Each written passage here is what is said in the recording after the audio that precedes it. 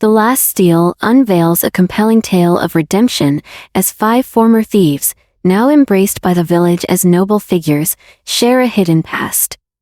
The camaraderie among these once unlikely brothers is heartwarming, and their transformation from notorious thieves to hard-working farmers adds depth to the narrative.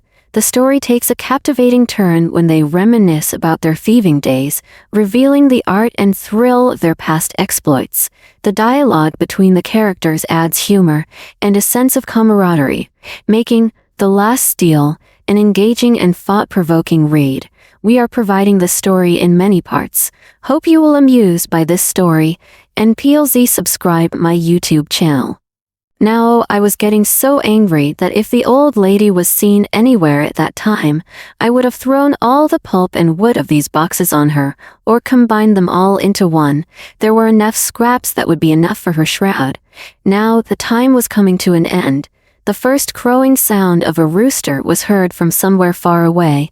I knew that if I delayed even a little, it would be difficult to get out once again. I opened the box, and finally I found a big old cloth wallet. There were many knots in its ropes, but something hard hit my hand. A box. I burned the knots of the wallet and opened it. It was an iron box, 3 or 4 fingers long, and 1.5 fingers wide. Tightly closed, but some things inside were chattering at that time. There was no time to open the lid. With the belief that there would be some precious jewel, a necklace or precious stones of the world again, I put the box in my pocket and came out with the speed of lightning. And it was almost morning. Having said this, George remained silent for a long time, and his companions also looked strangely hopeful. Keep looking at it. Finally, he said to himself, "That was my last theft." "But man, what was the treasure in that box?" Robert and Louis asked almost together. "Hey man, there must be a precious diamond," George said jokingly.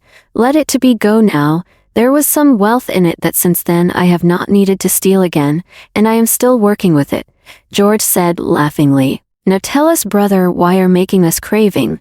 Beggar asked anxiously. "Originally, it was an old lady's needle box, which contained needles ranging from thick carpet sewing needles to very fine needlework. There were also 2 or 3 brass rings worn on the fingers. Just understand that the old lady had collected so many needles that I am working with them till today, and every time I pick up a needle in my hand, I feel like that crazy old lady is standing there staring at me." Except Beggar, all of them were laughing hardly. After a while, Beggar thought something and said, "Pray for this crazy old man. For you, she was an angel of mercy." "Yes, you are right, Beggar brother," George said. The story of the third thief. Like every day, when these 5 sat at their appointed time, seeing the eagerness to listen to the stories of one of their companions, it seemed that these were not 65-year-olds, but 7-year-old children who surrounded a storyteller and are eager to start the story as soon as possible. Thanks for watching. Now wait for the next part and stay connected with us.